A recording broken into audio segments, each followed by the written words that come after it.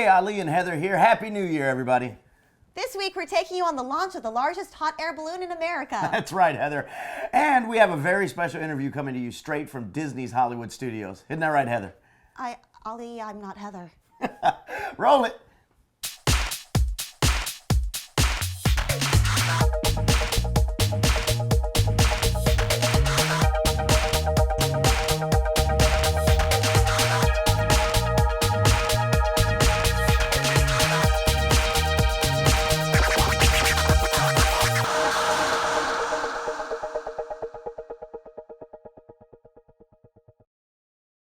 Welcome to the show this week, everyone. And welcome Regina to the show. Thank you. Thank you so much for doing it this week. I know Heather is off, and I know it's not Heather. I don't want everyone starting to type in. That's not Heather. I know that. I'm just really happy that you're here. I'm happy to be here too, Ali. I love you. Aw, I like you too. Now, you may notice that this week's host is a little short. This week's show run is a little short. How dare you? I am 5'2.5". Don't worry, I'm not going to say anything. I'm 5. Tiny people unite. Bam. Now, I meant the length of the show is going to be a little short. Oh, well, that may be the case for the next month or so, Ali, because as we've mentioned before, Orlando really operates on seasons. That's right. The holidays are one of the busiest times of the year. But immediately following, we experience a bit of a slowdown in theme park news. Boy, do we. It's when we regroup. But we'll still be giving you all the news in the queue, travel tips, hidden Mickeys, and as many news packages as we can. As a matter of fact, Banks Lee was recently at the launch of the largest hot air balloon in America. I'm so sorry. There's a bigger one? Yeah, it's in Spain. It's known as El Baluno Grande. He's a big old liar, folks. You should be quiet. Go, Banks.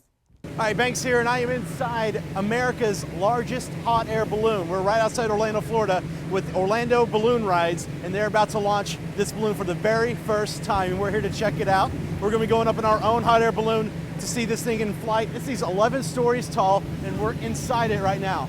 This is awesome. It's going to carry 24 passengers, and I'm just like in awe. This will be my first hot air balloon ride, so I'm a bit nervous, understandably. I have a little fear of flying, but it should make for some good video, right? Yeah. So, wow, this thing's pretty much amazing. And let's go outside and check this out.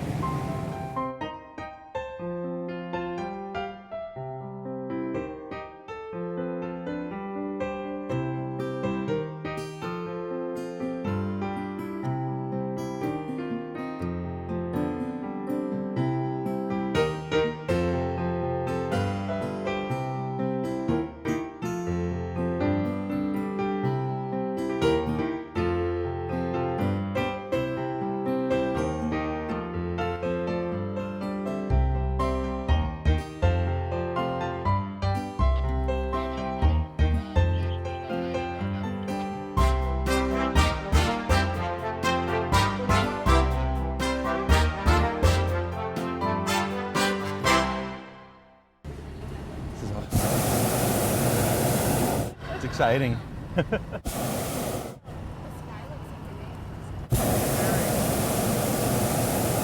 Very beautiful morning. Full. Oh, really? Slowly getting used to it. We're literally like on top of a swamp right now. This is, the gators are gonna come up and like Jaws stuff. All right, I'm here with Jason Scholke. He is the CEO of Orlando Balloon Rides. How are you today? I'm doing absolutely wonderful, my friend. How are you? I am great. Now, what we just did was we were up in the air, got to see the nation's largest hot air balloon. You want to talk about, how y'all came about getting that? Okay. Yeah, not a problem. Well, we're currently sitting in the basket of this balloon, and long story short, we started this company about 5 years ago. We came in town and purchased up a lot of the large balloon companies, merged them into one. We then ordered new equipment to go with this new company, and that was the other balloons that were flying today. And we had those for about 2.5 to 3 years, and continued to grow the business, and just really had a large demand for more ability to carry passengers, a big demand for hot air balloons. So, we kind of hit a point, and we really started straining where we didn't have the ability to lift the customers we had, fly the customers we had, and so we started deciding, we need to look at more equipment, and we were going to buy like a 175, which would be probably like an 8-passenger balloon, and then we kept thinking, and we just sat down one day, a couple of us, and we said we're either going to go forward or go backwards, and we're going to keep growing. And your average hot air balloon would be a 90 or 100,000 cubic foot hot air balloon. This balloon is 425,000 cubic feet. It stands 112 feet tall, which is as tall as that building if we were right next to it. It's 85, almost 90 feet wide. Well, we talked a little bit when we were up in the air about why you choose mornings to take off in hot air balloons, but maybe you have a little bit more of a technical reason why we do it in the mornings. Yeah, when you work our reservations, our phones, or talk to our customers, and they say, "Great, we want to do it. What time is it?" And we tell them we meet at about 5:30 to 6 o'clock in the morning. There's silence on the other line. I thought I lost cell phone signal. We fly once a day, weather permitting. We fly about 300 days out of the year. The reason we fly in the morning is because balloons are weather dependent, and it really boils down to the winds. There's no steering wheel, so we fly with the wind. Without getting too technical or long-winded, is what happens as the sun comes up is the Earth's surface begins to heat, and you have columns of air rushing off the Earth, as well as columns like a riptide in an ocean coming down. So we get about an hour and a half every day where the air is stable enough where we can go out and fly because the sun's been down, Earth's surface is cool. That's great. Now we saw another balloon, a smiley face balloon that was flying with us here. What was so special about that balloon? So why we brought out Smile is that balloon's name. We brought that out to really give a perspective of the different size of balloons. That in essence is one of the smallest balloons on the eastern seaboard. That balloon that's out is your typical hobbyist type of a balloon. Just a private aircraft, go have fun on the weekends. That balloon we saw today was a 35,000 cubic foot balloon with a single burner assembly. Again, a 35,000 cubic foot balloon next to this balloon, which is 425,000 cubic feet. You really get a different perspective. You could fly that balloon inside this one. So people can go to OrlandoBalloonRides.com to book their own tour. Anything unique that they would like to know about the tours? Very unique about the tours. Well, I don't know if I should say this or not, but we are currently rated #1 on TripAdvisor, so obviously it's something that people are finding and they really like. That would be in Orlando. It gives a very different perspective to Orlando. Orlando's beautiful. We've got all this simulated, the painted, all these different things. This really breaks you outside and shows you Orlando from a totally different perspective, especially if you're traveling a far distance to come visit Central Florida. It's nice to get out and see what it looks like, and it just really accents everything else that we got. We do this every day, 3-hour adventure, hour-long flights, pop bottles of champagne, celebrate flight, provide a full breakfast, and again, this is available every single day, weather permitting. We sure love to have you come fly with us. Definitely. And now, just looking at this thing here. So you want to do this? I kind of want to do this, yeah. You can either pull this down, or that's your quick trigger, so you choose. All right, I'll do a quick trigger here. Let's see. I think. Oh wow! Look at the flame. I think I got a bird there. Whoop! The little bird's flying too low. Okay. Well, that was a lot of fun. So definitely try this out. Orlando Balloon Rides. It is an excellent experience. You see so many great things. You see Disney, swamps. It's just amazing. Check it out and do this. It is well worth it. Now we landed somewhere. Well, we landed somewhere in Florida. All right. Well, I'm gonna find a close road here. So back to you guys. Where is everyone? Now, we caution you to take this first story with a grain of salt, but the website Theme Park Insider reports they were anonymously given plans for the Harry Potter expansion at Universal Studios. While they may be fake or even early concept drawings, they do include a hybrid coaster design called the Gringotts Bank Ride. And the plans also confirm that the expansion will be in the area formerly occupied by Jaws. Yes, Jaws had its final attack this past Monday. Actress Ginnifer Goodwin visited the Wizarding Worlds of Harry Potter on December 30th, and it seems like she's just as big of a Potter geek as we are here, because she showed up wearing her Wizarding robe and her Gryffindor scarf. You may recognize Ginnifer from her role as Snow White in the ABC show Once Upon a Time. Busch Gardens Tampa Bay welcomed a new baby giraffe on December 27th. The mother of the new calf, Tessa, has given birth to 4 other calves so far. The biggest news of all this week broke when Disney announced that for the first time ever, both the Magic Kingdom here in Orlando and Disneyland Park in California will stay open for 24 hours to celebrate Leap Day on February 29th. They're also giving away a vacation a day until then. Check our website for details. Peace on earth. Hey there, little fella. Hi. I know the week after Christmas is real tough, but things will turn around, I promise. But how can you know that? Well, the post-holiday blues, they just go away. If only there was something that could lift my spirits until then. Something glossy and print-related. Something that covers Orlando attractions and theme park-based news. Something with full-color photos. Something that focuses on Legoland's grand opening. Something commemorative and winter issue-like. Yes, that's it! That's Well, it! Don't let the post-holiday blues get you down. Buy the latest winter issue of Orlando Attractions magazine in print now. And also available in the free app. This magazine fixes everything. Everything, I tell you! Yeah, it's mine. It's mine. I want it. Give it to me. It's a holiday miracle.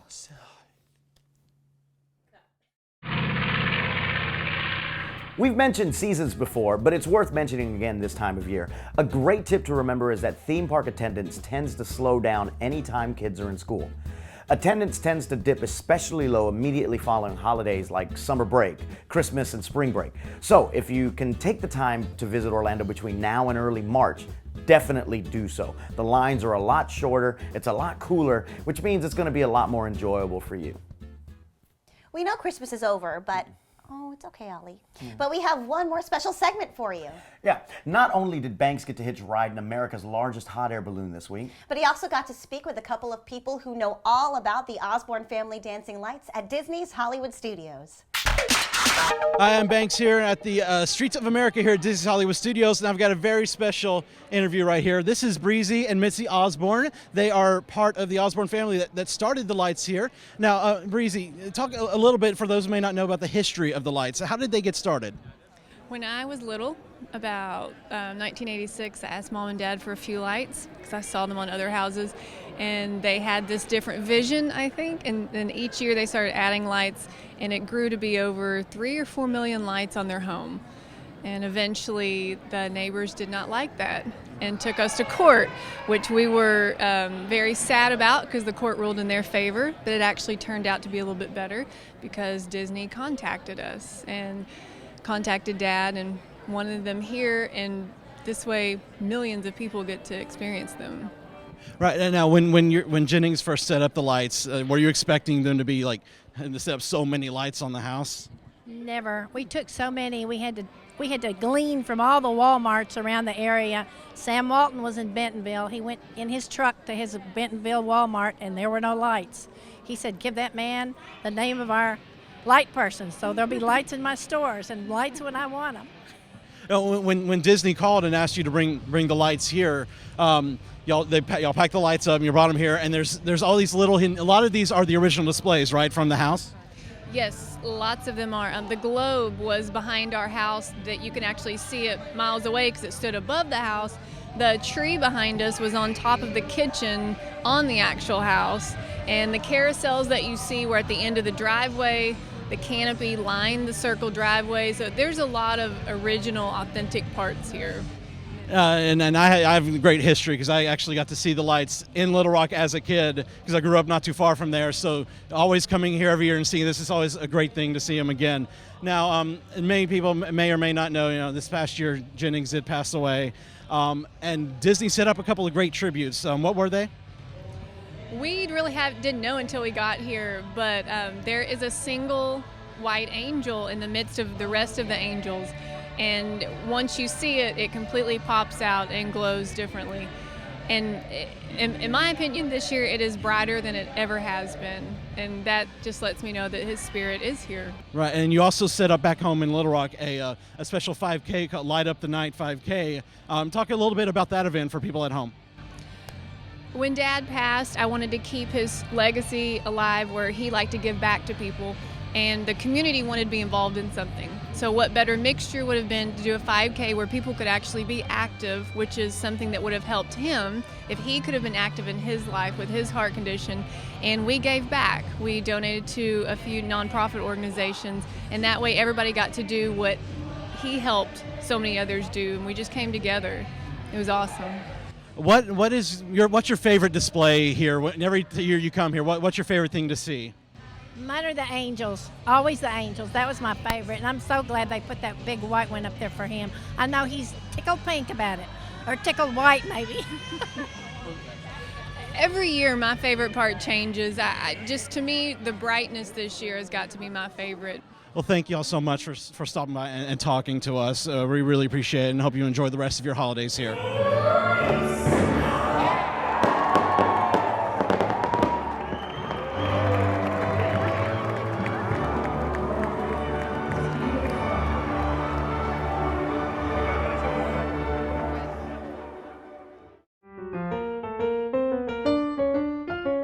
Author Steve Barrett here, bringing you another Hidden Mickey of the Week. You can search for this one in the Saratoga Springs Resort, across from the check-in parking lot, and also in the Congress Park section. Many Hidden Mickeys are very small, but these are quite large. In fact, they're large enough to cover the walls. If you find one of them using our tip, try to snap a photo with it and share it with us on our Facebook page. That's it for the show this week.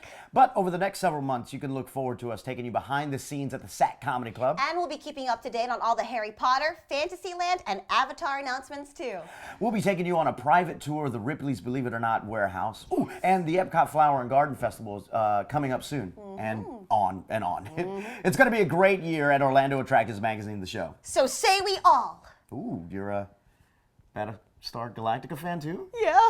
Starbuck rules. Like every other girl who watches the show, I totally want to be her when I grow up. Fair enough. Say, Allie, who do you want to be when you grow up? Oh, wow, growing up, that's, I want to be, I want to be where the people are. I want to see them dancing. Oh, just got awkward. All right, well, remember to watch us on Bright House Channel 300 here in Central Florida and Channel 340 in the Tampa area and on YouTube and the iTunes. I want shells. Please. Don't forget, our winter issue is now available. And you can order through our website and check for all the latest attraction news anytime at attractionsmagazine.com. I can't erase you in shells in my mind. Next week, Heather and I will be back to bring you all the latest. So whether you live in Orlando or not, get out there this weekend. Have fun! You're welcome.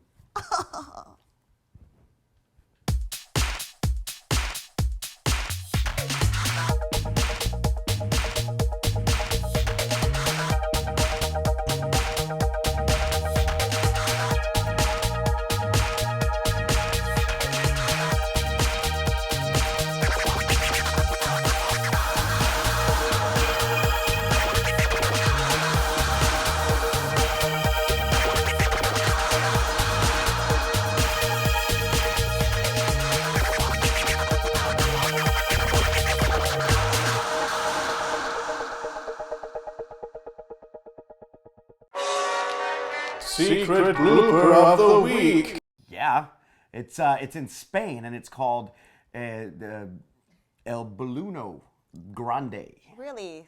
The heck you say? No, I said El Ballono Grande. I did not say heck.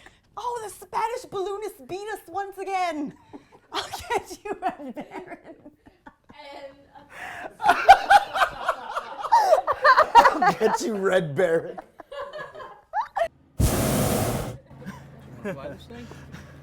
That thing's loud. I mean, it's so loud that I just sometimes. I mean, sometimes, you know, it's so loud, you just can't even hear your own stupid little thoughts. I mean, it's insane.